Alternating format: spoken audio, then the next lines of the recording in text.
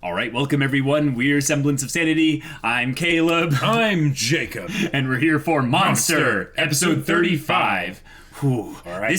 This whole arc of story is so dense and layered with so many things. This is quickly becoming like my favorite, like, just intense thing we're watching right now. Like, you do love the complicated story arcs. I really do like it. There's a lot of characters, kind of moving around and stuff. And not all of them get focused at any given episode. Like the previous episode, it was just Johan and Tenma. Yep, who's actually showcasing Johan. Although they did remove some of the players. That's true. Characters from this whole story. Margot Langer is dead. Yep. And killed by Roberto. So Roberto is kind of like the hand of the king, hand of the dark king, going around like, doing the crappy jobs. That Johan's will. Yeah, exactly. And that's kind of terrifying if you think about it, that Johan has someone that he kind of can use and trust at that level. But Tenma had that little fun side plot as well. Yes, with the very young doctor that just doing what she can. Yeah. And the entire time that Tenma's helping out, he has the covered sniper rifle in the room there with him. Yeah. It was a fun kind of duality of him realizing, wow, this is what kind of a person I just dedicated myself entirely to be. And now I have the opportunity to kill Johan, so I've kind of abandoned this side. So it feels good to go back and kind of do it while I can before, I might not be around anymore. It's crazy, huh? All right, guys. This is getting nuts, and the event is still almost not here, but it's almost here. So without further ado, let's get into it. Lunge. Yep. Yeah.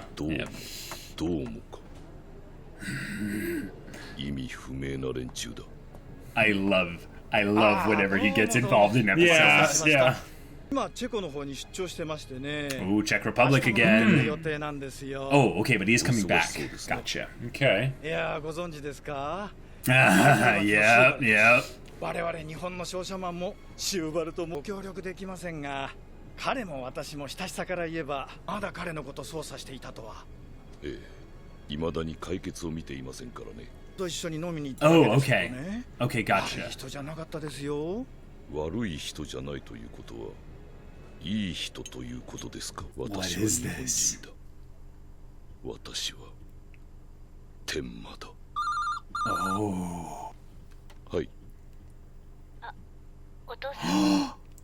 いや。ミュンヘンに来てるって聞いて電話したの。私今こっち。Oh my gosh, everyone's in Munich. All right. 実はね、お父さん。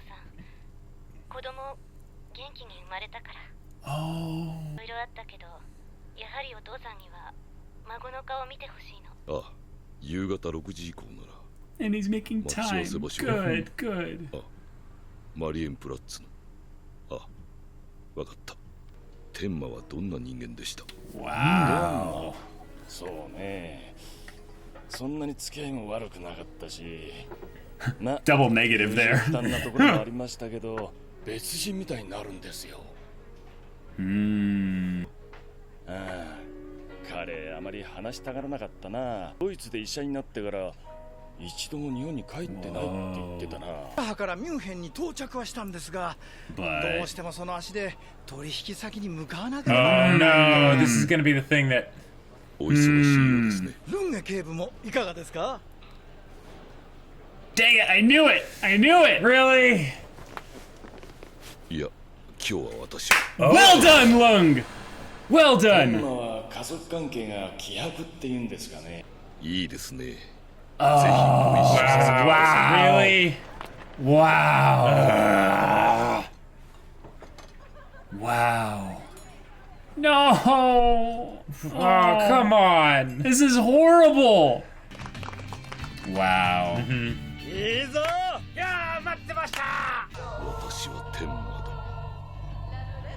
だ。 But the thing is, you don't necessarily have the right perspective on Tenma because you think he's a killer. 社会の中に溶け込めない。私はここに助けを求めない。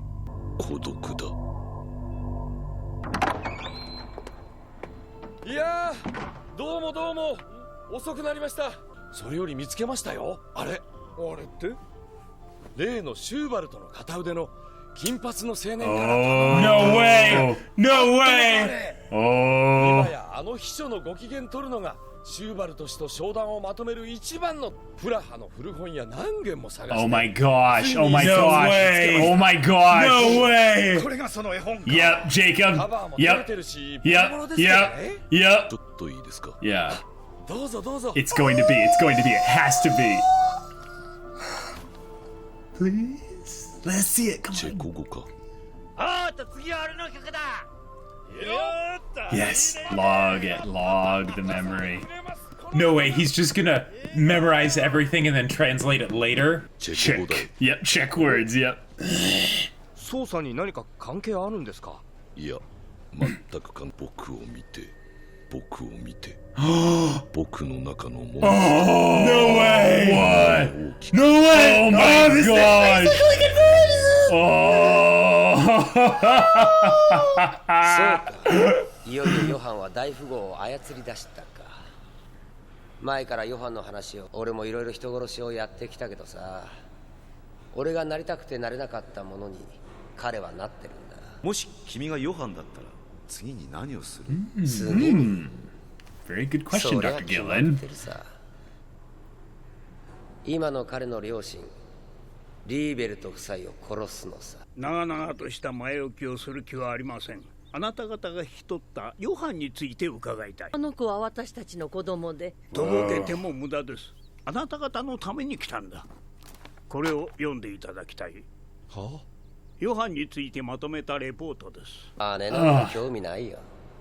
じゃあ何のために大富豪に取り入ったんだ？ Influence. アリの行列をこういじくるのさ。信じられません。こんなバカな話が。信じたくない気持ちはわかります。あなた方はお子さんを若くして亡くした。 Music very is worried changing. about Reichwein. I'm very worried now. 一 Yeah. 体彼は誰なんですか？ヨハンはいい子です。ヨハンは優しい子です。 Oh, wow. 頭が良くて、器用な子です。あの子は私たちの生きがいです。あなた方もここに書かれた中年夫婦のように、ヨハンを里子として育てた人たちのように殺されます。 Look at them. Yeah. Just zombies. inert. Completely. 木が小さな実をつけましたね。ああ、来年はもっと大きな実をつけるぞ。言っとくけど彼に自殺願望なんてないよ。 Okay. どういう意味だ？さあね、たとえ核戦争で全てが燃え尽きても彼は生き残る。 Jeez. Wonderful. アリの行列をいじくるか。アリにだって魂はある。こうなったら捨て身の接近戦に持ち込むしかない。 Whoa, whoa, whoa, 直接会って全て話すんだ。あの大富豪シューマンと。 whoa. No! No! No! All the pieces are moving into place. No way.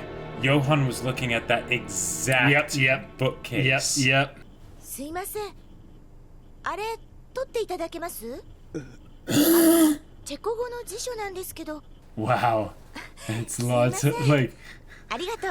本読んでいて突然そっとしちゃったんです。もしか And して Tenma's so nervous he's not, like, cluing in. Yeah. なって。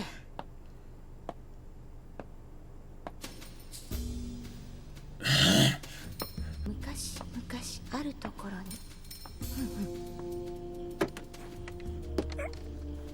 名前のない怪物がおりました。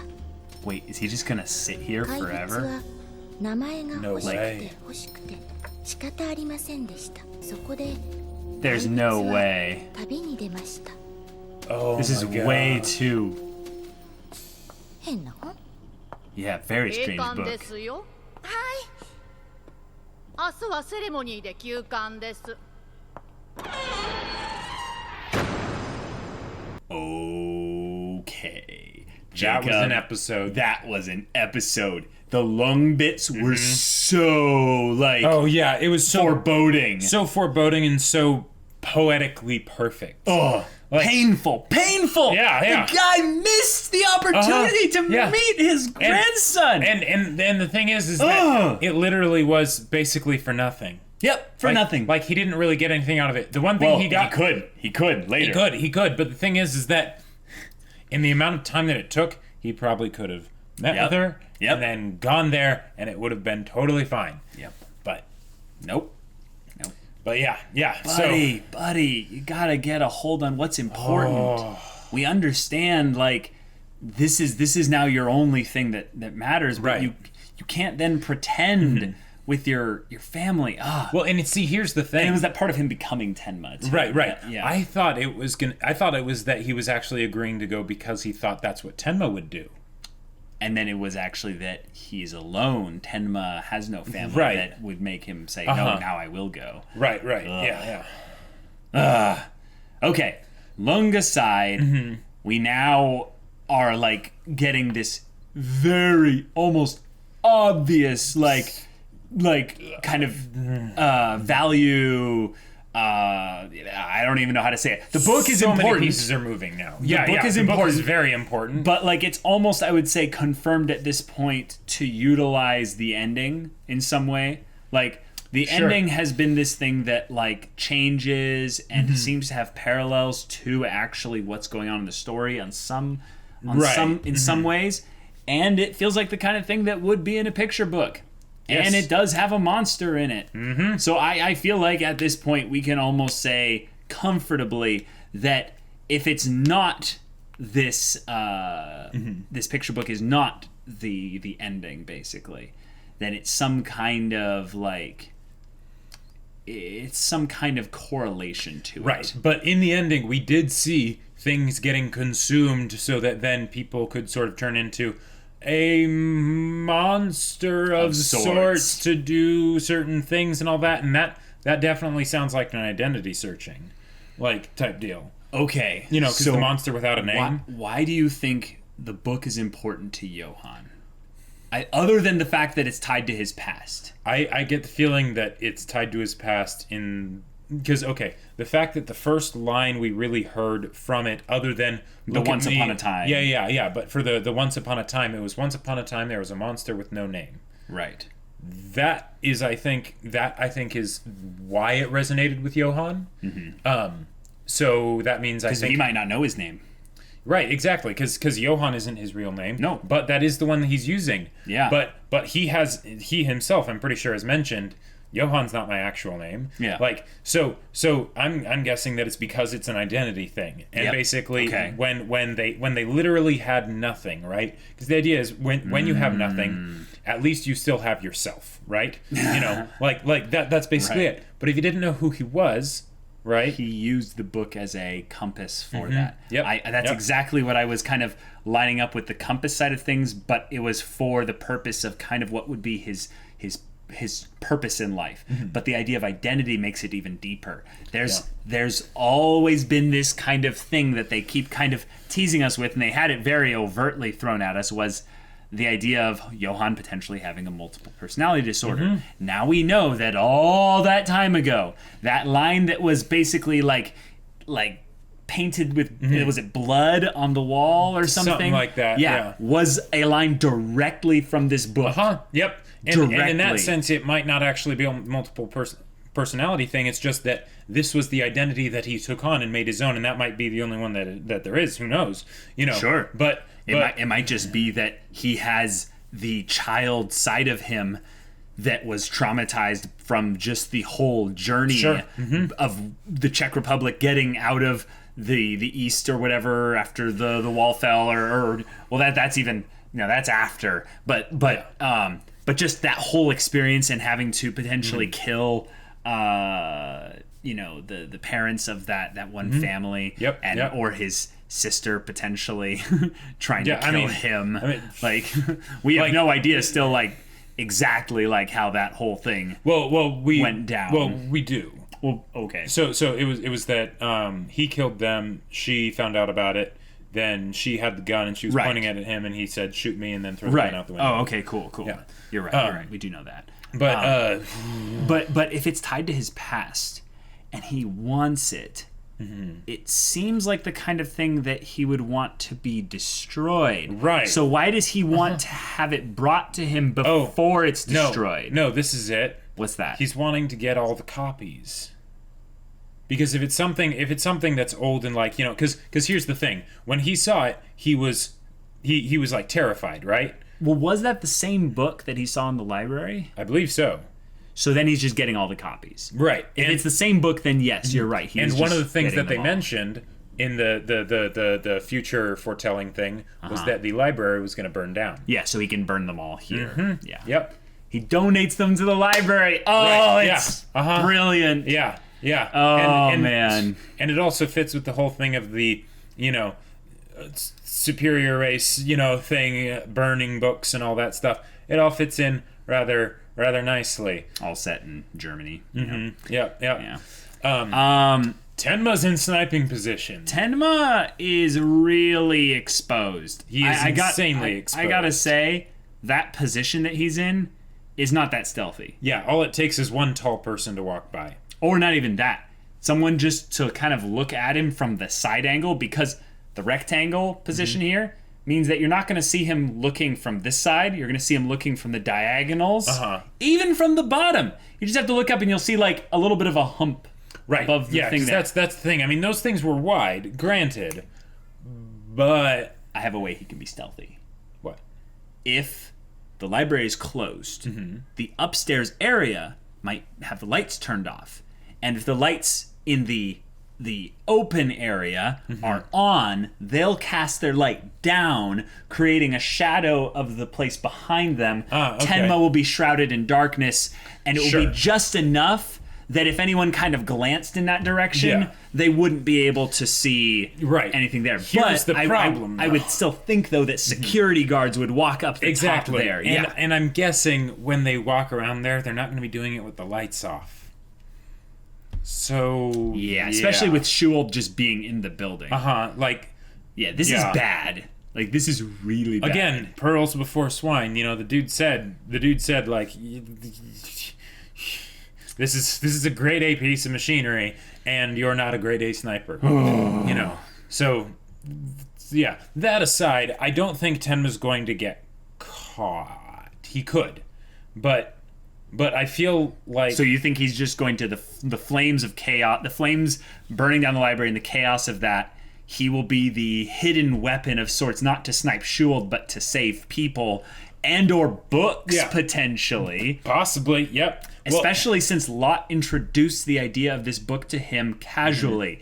This is a clever thing that I think writers do, is you have a character with limited perspective, right? So the audience is screaming at them, this is important, but they shouldn't know. But what you'll do is you'll gradually let them catch up to the audience.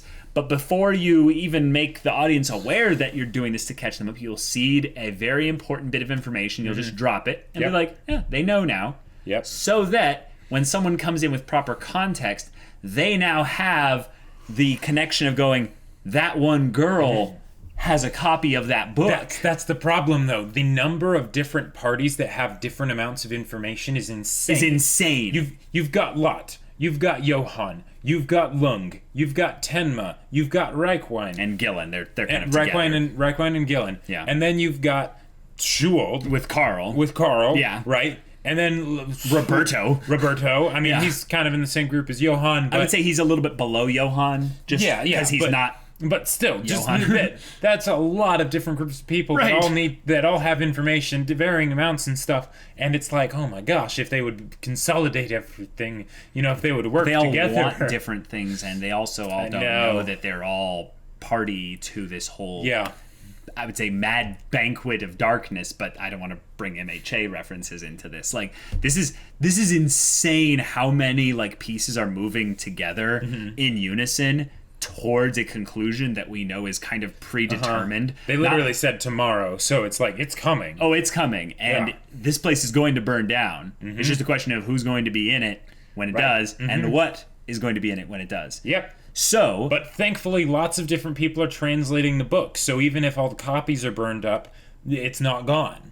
That's the thing. That's the thing. Did Lunge memorize the entire book? I think so. Or just the first page? I would think that since it's a picture book, it would be pretty easy for him to memorize the entire thing. Get the whole thing. Yeah. As long as he has a way to like actually enter in the pictures into his headspace. You know what I just realized? What? Lunge's story of all the people that are going after a specific thing, Lunge's thing is the one that kind of hasn't changed at all. If we think about where everyone started off in this story, even Johan has seemingly changed what he wants. Sure. Tenma has changed what he wants. Nina/Anna has changed kind of in some way what the she few wants. times that she's here. Kind of she kind of briefly showed up a while ago, but yeah, that's a good point. She's here. She's here. But we didn't see her. What's she doing? Exactly. So no, watch. She's actually probably working alongside Lot, maybe, but probably not, because why not throw another variable into the mix? But that could be why Lot is getting her hands on a book or something like that.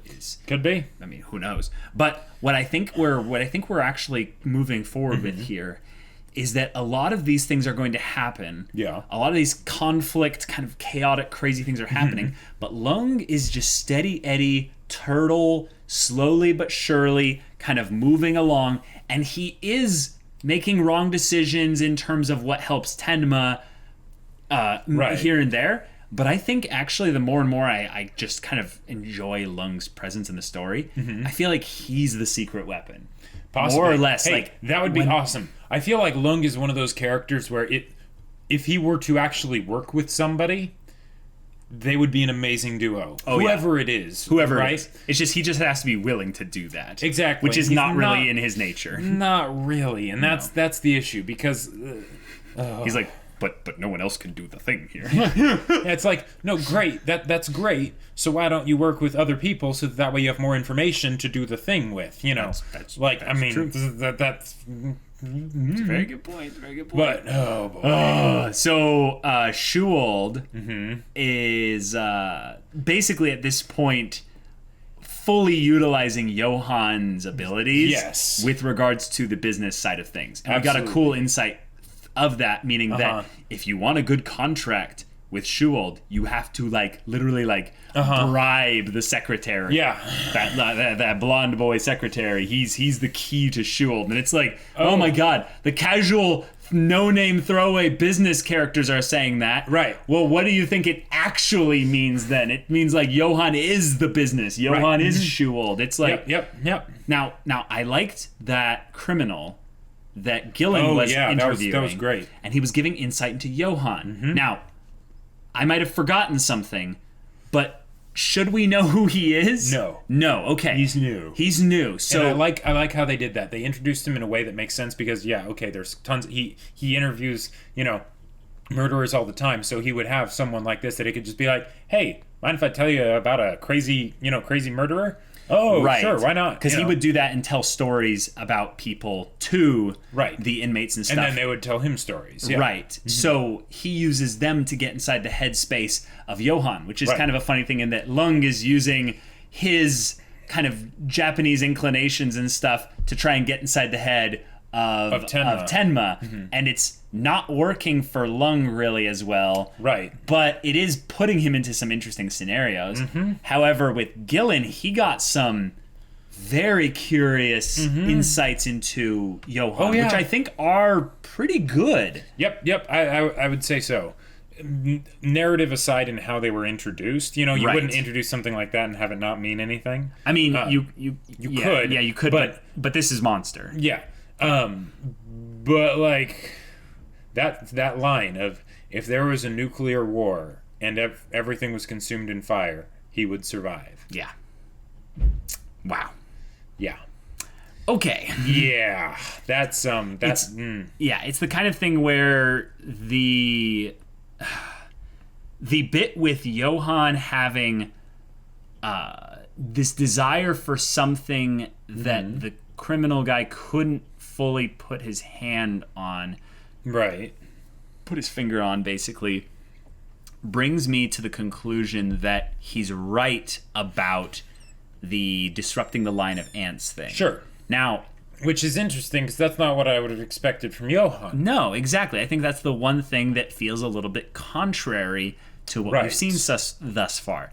He seems to be the kind of person that is working towards some grand goal. Yeah, why would he, as smart as Johan is, why would he ever Bother just himself. kill one bird with one stone? Or like even if he did want to mess up the line of ants, he would do other stuff through that. Or why would he care enough about ants to go down and deviate them off course? Right. They could have that happen because they're bringing up the whole idea of him being, very like, all the ties to his past as a kid and all that stuff. And if that's how he like got to this point where he decided to do the things that he wanted to do, possibly. But that doesn't seem to fit with what we've seen so far. Yeah, I feel like that's actually where the interpretation of the ants bit is a little bit up in the air, because I think that the criminal guy was right. Is that Johan is manipulating what he considers lesser beings with his kind of hand of just will. Yeah. But as to why, and as to that we could see it as something more than like we could see it in anything from a magnitude of he's just deviating their current course for the sake of enjoyment. Or he's being like, this is all according to Keikaku, and I'm going to manipulate the ants to walk exactly how I want. It could be anything in between there. But I feel like he's right. Yeah. I feel like he's right. And the book thing, again, feels contrary to that. So I feel like we're actually looking at Johan kind of winging it. Like, I feel like there are a couple things right now where Johan we saw a little bit of insight into Johan last episode, but I feel like we're at that point where Johan has got a couple things going Keikaku Dori, but he's got a couple other things where it's like, I'll figure it out. I'll figure it out, and I need to figure it out. Like, like the book thing feels. Well, the book thing feels like the wild card. It's the thing that came out of left field or whatever and blindsided him and it just is interfering with everything that's going on. But why? That's the thing. Yeah, I know. It shouldn't. It's an object. That's why I think Johan is broken internally. It's not the schizophrenia thing. Well, yeah, he's definitely broken. The question is how much of a functioning broken person is he? I think he's extremely functioning broken person. Yeah.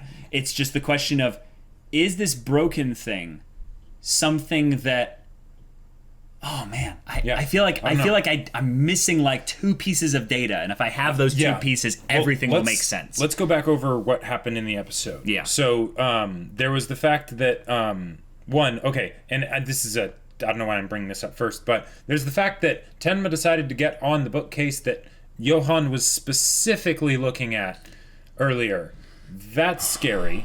Then there's the fact that Dr. Reichwein went to Johan's parents and told them everything, and they didn't care. They were still in their zombie haze talking about apples, right? Yeah. And then he's saying, I'm going to tell everything to Schuold. Now, I don't know how he's going to get a meeting with Schuold, especially with his secretary, who probably gets like all the different what? Hold on. Are we forgetting something? Didn't he actually wasn't Schuold a patient of his at some point? No.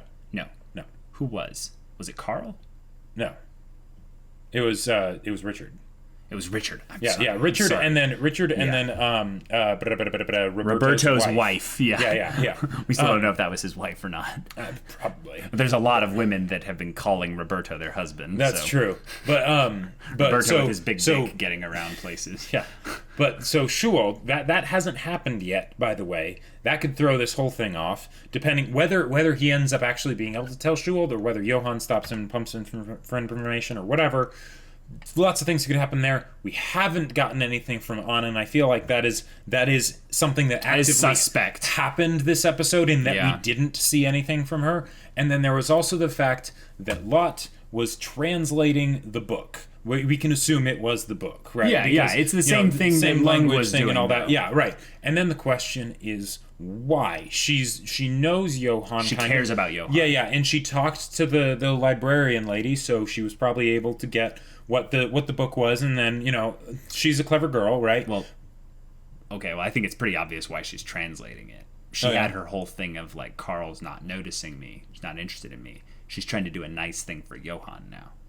So Johan's an attractive young man. He's very smart, very very capable and ambitious and stuff. And from the outside looking in, yeah, who wouldn't be attracted to Johan? Sure. And I think that this is just a thing that friends do. And she's probably one of the few people that spends a decent amount of time at the manor of sorts, to where she would be interacting with both Carl and Johan. Well, and the thing is that she's also interacting with Anna. So, or at least we've only seen her interact with Anna we haven't seen her. And the thing is that separation of where she was like, I recognize her. Yeah, again, as being, we still don't know whether she actually told Johan about that. That could be the reason that we haven't seen Anna. Johan has her locked up somewhere, or whatever. Who knows? Yeah, because so there's a lot of possibilities with regards to characters that don't show up on screen in individual episodes. Right. I feel like Monster, though, is if they're kind of not touching Johan, base. you don't want to assume that they're doing stuff, kind of a thing. Yes, Johan, we assume he does things behind the scenes. Just all the time. All the time. The other characters will do things that kind of take them from point A to point B. Sure. To expedite story time. Right, they might do things, but they're less efficient about it because... Or they're in transit to do things. Right. So I think that's what Anna or Nina is doing right now. She's already in Munich, so it's like, what's her game? But yeah, there's a lot of variables right now. I feel like we're in a more confused place than we were in the previous episode, because the previous episode got us all the Johan stuff. Right. And now they're like, nope, pulling it back from Johan. That episode was way more focused, and now it's just like, all right, touch base with everyone. Which means I think we're gonna get like a multi-episode library and aftermath, like the event happens, kind of a thing. Yeah, and that's why they need to touch base with everyone, because all these people who they're touching base with are relevant to the donation ceremony. Yeah. So it's basically just right now, maybe what did Johan do in the previous episode that feels relevant to what the ceremony is going to do. I mean, there was the whole question of security and all that. Yeah. There was the fact that it was dropped that he was the one, him and Carl, they both recommended the whole donation and all that stuff. No, that wasn't last episode. That was a while ago. Yeah, that was a while ago. Yeah. Okay, I think then we're basically at a wall here. The only thing that's really pressing is they paralleled a lot of characters trying to get inside the head of other characters by kind of putting them on. Right, whether it was Lunge with Tenma, the business people with Johan, or what were some of the other ones? My mind blanked. Specifically with Reichwein trying to get inside the heads of Johan Liebert, and then there was Gillen, and then Gillen with the other guy who's trying to get inside the head of Johan. Oh yeah, and that's the other thing. Apparently, Johan wants this book, and he wants it. And it's not just the fact that he wants it, right? Because there was the whole thing of him seeing it in the library. As far as we know, he has that copy, right? But there's also the business people that actively are like, oh, we should get this book for the secretary because he'll be really thankful and grateful and all that stuff.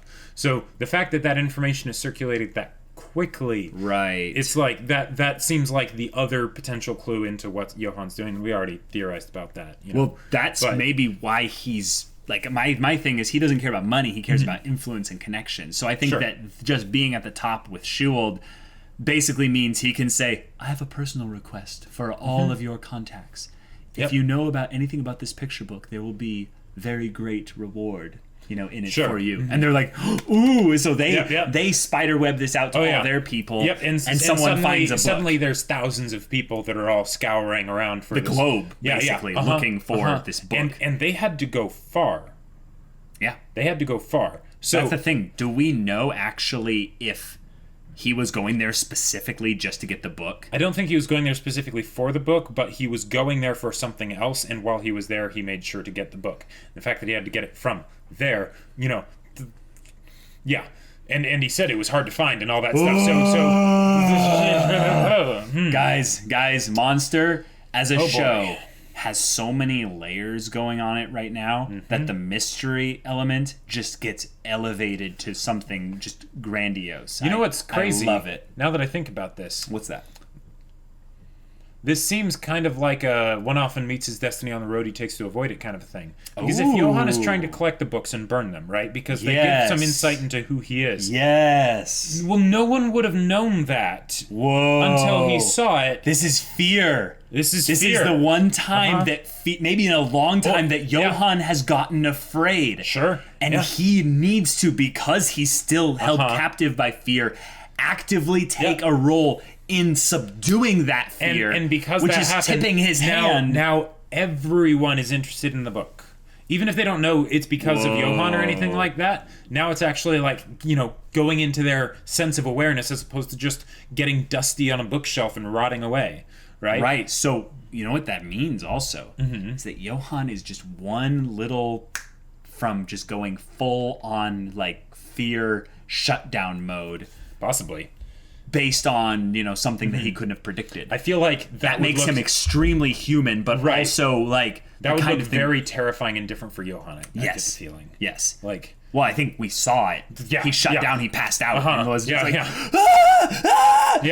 like the idea of someone like Johan who's so composed. It's almost like he's a lizard. It's like to see him like emotionally freak out is just like that's gross. Okay, don't do that again. Here's another question. So if it was something simply of it helping him find his identity, right, in a place when he was in a low place, then why would he have a negative response to it?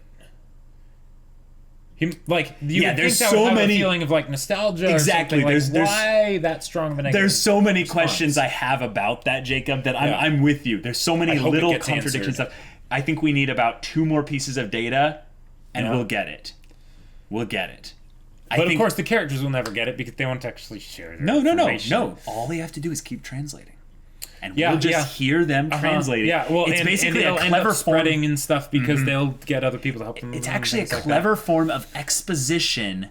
Because it's a coded form of exposition about a character's backstory that we've been dying to have. And now we're actually getting it in a coded message. This is the other big thing that happened this episode. Oh god, another big thing? Yeah. Lunge translated it and he got the look at me, the monster's already grown this much and all that stuff. That is exactly the same stuff as what Dr. Gillen showed him with the letters and the all the because he showed Lunge all the information. Oh, so it verifies. It verifies it. That it's connected to Johan. Yeah. And the fact that, and here's the thing, it's not just that Lunge, found that or whatever, but he found that and he knows that it was specifically wanted by the blonde secretary of Schuold. And he has a picture of Johan and, he's seeing the picture of Johan and he has the physical description and stuff because, again, Gillen. So, this also, in a way, kind of moves Lunge a bit closer to the chopping block. Because the more he knows, I mean... Oh, I think Lunge is endgame. I hope so. I think Lunge is endgame. I hope so. Because I've the way they handle Anna/Nina's character, I gotta figure out a way to pick one. I think I remember just Anna, is that they never seem to be obvious as to how they want to use her character. So I've always assumed she was endgame because she was introduced earliest, but used very much. And not used very much. But the thing is, Lunge was also introduced extremely early. So I almost think it's now 4 of them. I think it's the 4 of them. Really? Yeah, because they're this perfect Okay, here's how I so then Tenma's third time's the charm. Yeah. Well, I think they're this perfect diamond. Okay. Okay. You have Johan here. You have Tenma and Anna here, and they're both converging in on Johan. Yeah. Right? You have Lunge in the back chasing after them, who's chasing after Johan. Okay. And basically, it's that as long as he doesn't catch up with them. and he never actually. He's still going to get closer to Johan. He's still going to get constantly closer to Johan because they're moving in that direction. And if this goes that way, I think it's very dangerous for those two, Tenma and Anna, to get close to Johan, because at some point he's just going to be like, and we're done. Right. And if that happens, I feel like it's going to be one of those things of where Lunge is like, okay, I got up to there. And I don't think, when I say endgame, I don't mean the very last scene of the show. Right, you mean like episode 50 or something. I mean like by, like maybe, like if he dies, Lunge, like I think Lunge could make a very amazing tragic character if he has a full arc here and they give it the narrative justice. But he's probably going to get into those last few episodes before he dies. Well, here's the other thing.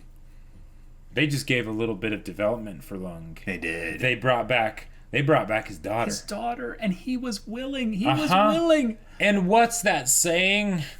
Sudden side character development equals horrible tragic death. Now that doesn't mean it's immediate. I feel like I'm now a Liebert, and I'm going to be in a little bit of denial. But I would guess that he's got 10 episodes. Whoa. Maybe 12. I feel like he actually sidestepped in a meta way the actual development by saying, no, that's not what Tenma would do. So he's just like, sudden character development, I've got to live. I'm gonna miss me with that. But they did bring it back, so they're probably not done with that. Is the thing? Oh, because they mention that she's here. She's in Munich. She's here, but I'm just saying. Okay, guys, I think that we're spinning in circles here. Yeah, we've got so many variables that we're trying to just make sure we give. You know, proper justice and keep track of. It's going to give us a brain aneurysm. It's going to give us a brain aneurysm. But the thing is I think we're going to get a lot of plot lines ending pretty soon. Yeah. With this whole ceremony bit. In a blaze of glory. Or at least everything's about to change. Mm-hmm. Probably forever. Yeah, probably. Yeah. So guys, if you want to watch the next episode's reaction right now, go check out the link in the description below for our Patreon. You can get on early access there. You can watch full-length reactions there. And all this comes with Discord access, where you can chat with us about stories. We're going to be doing events soon for the Discord specifically. Just any kind of general conversation to get to know us stuff or whatever. And if any of that interests you, we'll see you there. But until then, we're Semblance of Sanity. I'm Caleb. I'm Jacob. And we'll see you all next time.